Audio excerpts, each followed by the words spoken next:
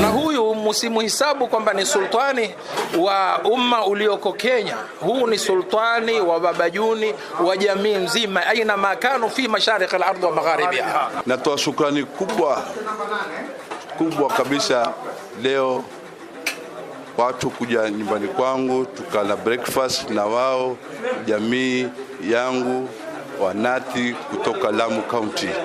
Hiyo ni shukrani. Mwenyezi Mungu awajalie baraka, Mwenyezi Mungu awakundulie makazi yao, na kitu ambacho kiko, hii ni ishara kubwa ya umoja.